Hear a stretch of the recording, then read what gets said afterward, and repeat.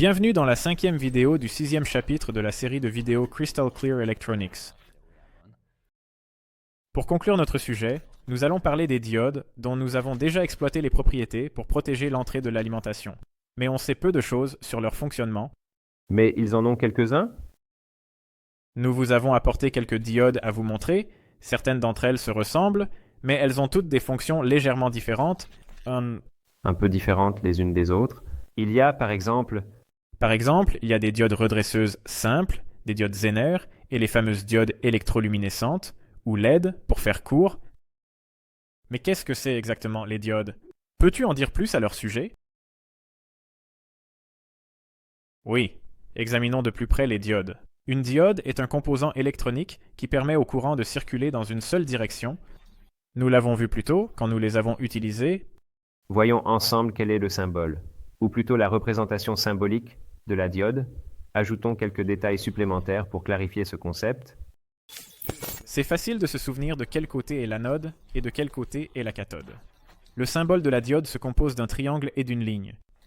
La ligne avec les deux bords du triangle forme une lettre K, et c'est exactement le terminal de la cathode. Dans les prochaines minutes, nous allons nous concentrer sur le fonctionnement des diodes. Les diodes les plus utilisées de nos jours sont fabriquées à partir de semi-conducteurs.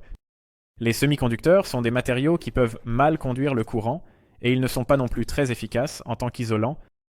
Un matériau, par exemple, est le silicium. À partir des semi-conducteurs, les semi-conducteurs de type P et de type N sont fabriqués par un processus spécial. Vous pouvez en lire plus sur ce processus dans le matériel écrit. Si un semi-conducteur de type P et un semi-conducteur de type N sont assemblés, on appelle ça une jonction PN. Pour l'instant, acceptons que la diode est un dispositif semi-conducteur qui contient une jonction PN. Le côté de type P s'appelle l'anode, et le côté de type N s'appelle la cathode. Elle conduit seulement avec une tension positive, l'anode plus positive que la cathode. Cette tension est la polarisation directe. La tension de l'anode, le côté de type P, est supérieure à la tension de la cathode, le côté de type N. On appelle la tension positive, probablement connectée, la tension de polarisation directe. La diode ne conduit pas si la tension était connectée négativement, donc on appelle ça la tension de polarisation inverse. Si la tension de la cathode, le côté de type N, est supérieure à la tension de l'anode. C'est clair, mais quelles sont les propriétés d'une diode? Une des caractéristiques les plus importantes de la diode est la tension de polarisation directe. La diode ne conduit que si nous connectons une tension suffisamment élevée. Le sens direct. On appelle cette tension minimale la tension de polarisation directe. Ouvert, tension. Tension de polarisation directe en anglais. Si on connecte une tension à la diode qui est inférieure à la tension de polarisation directe, le courant ne passe pas. Dans la fiche technique de chaque diode, on peut trouver la valeur de cette tension de polarisation directe. Dans le cas des diodes en silicium, cette valeur est d'environ 0,7 volts. On peut voir une fiche technique à l'écran. Voici la fiche technique de la diode 1N448. La tension de polarisation directe de cette diode est de 1 volt selon la fiche technique. Cette valeur est donnée par le fabricant pour une température de 25 degrés Celsius et un courant de 10 milliamps. Dans ces conditions, la tension de polarisation directe ne sera jamais supérieure à 1 volt. D'accord? Et si la diode conduit, agira-t-elle comme une résistance normale? Malheureusement non. Une résistance se comporte de manière linéaire, ce qui signifie que si j'applique 2 fois la tension, son courant sera 2 fois plus élevé selon la loi d'Ohm. Cependant, le comportement des diodes à l'état ouvert n'est pas si simple. C'est là, les fameuses caractéristiques de polarisation directe des diodes entrent en jeu. Regardons le diagramme qui est à notre disposition ici. Cela montre les caractéristiques de polarisation directe de la diode. Si on connecte une tension plus élevée à la diode que la tension de polarisation directe dans le sens positif, alors elle va conduire. Comment le courant de la diode dépend-il de la tension connectée? Donc, dans le titre, on trouve le diode. Dans la fiche technique, on peut trouver la caractéristique de la diode en mode direct, c'est-à-dire une courbe où l'on peut lire quel courant direct va passer à travers la diode en fonction d'une tension de polarisation directe donnée. Nous avons bien géré. Installation. Dans la figure. On voit qu'en dessous de la tension de polarisation directe, le courant ne circule pas, donc il n'est pas représenté. Ensuite, en atteignant cette tension, le courant commence à augmenter rapidement de manière exponentielle. Et dans la direction inverse, la diode se ferme parfaitement. Donc, il n'y a pas de courant qui circule. C'est une bonne question et la réponse est malheureusement non. La diode peut conduire un peu dans l'état inverse et si vous examinez la fiche technique que vous pouvez voir à l'écran, alors on peut voir que la diode est capable de conduire un peu dans la direction inverse aussi. Qui peut être déplacé de manière très minime dans une direction inversée. On appelle ce courant inverse. La partie rouge surlignée montre les données à ce sujet. La valeur de ce courant de fuite est très faible dans le cas d'une tension inverse de 20-20. Le courant de fuite est de 25 nanoampères, c'est-à-dire 0,9 ampères. Le courant de fuite augmente lentement à mesure que la tension monte. Si la tension inverse dépasse une certaine valeur, alors soudainement un grand courant commencera à circuler à travers la diode.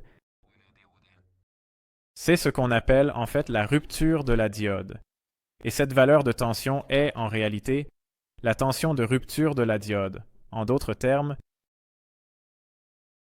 la tension de rupture de la diode 1N448 est d'au moins 100 V, ce qui est nettement plus élevé que sa tension directe.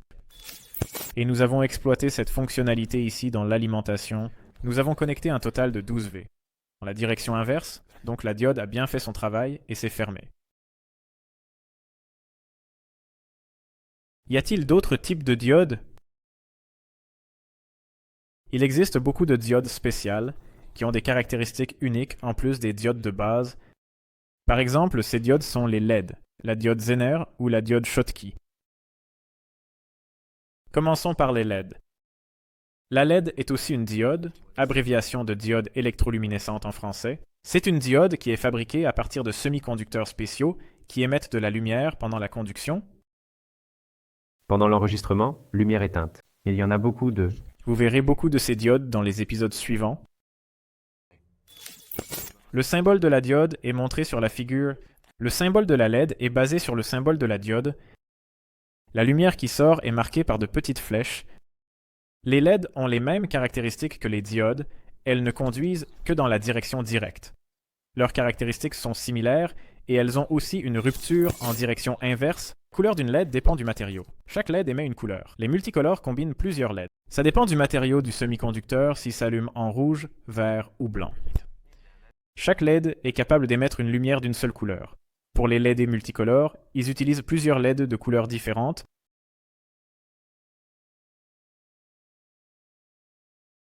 Vous avez déjà entendu parler de la diode Zener précédemment, où elle était utilisée pour la protection contre les surtensions. C'est la caractéristique de la diode Zener que sa tension de rupture peut être déterminée très précisément, contrairement à la tension de rupture de la diode normale. On peut interpréter la tension de rupture sur la connexion en polarité inverse. Le symbole de la diode Zener est basé sur le symbole de la diode. Seule la ligne qui marque la cathode a l'air différente. Enfin, parlons de la diode Schottky. La diode Schottky est une diode qui se compose de la jonction d'un métal et d'un semi-conducteur de type N. Le symbole de la diode Schottky est aussi basé sur le symbole de la diode. La seule différence, c'est la ligne qui marque la cathode. Cette diode a aussi toutes les caractéristiques des diodes de base. Elle conduit bien dans la direction directe. Cependant, sa tension directe est significativement plus faible que celle de la diode normale, et son courant de fuite en direction inverse est excessivement bas. Les diodes Schottky sont des dispositifs de commutation rapide, car dans celles-ci, le stockage de charge ne se produit pas. À cause de cette caractéristique, elles sont couramment utilisées dans des dispositifs à haute fréquence pour le redressement, par exemple dans les alimentations à découpage. C'était la dernière vidéo du 6e chapitre sur les alimentations linéaires et les diodes parmi les 5 parties. Je veux remercier Donnie pour son aide. Je voudrais aussi vous remercier Je pense qu'on a beaucoup appris sur les diviseurs de tension, les alimentations avec régulation de sortie et protection d'entrée, et aussi sur les diodes. Le programme peut être téléchargé au format PDF depuis crystalclearelectronics.eu et en hongrois depuis Crystallitis Electronica.eu. Vous pouvez également trouver l'application mobile pour les plateformes Android et iOS sous le même nom. Vous pouvez aussi nous suivre sur Facebook pour les dernières nouvelles et j'espère qu'on pourra vous voir bientôt dans la prochaine vidéo. Au revoir.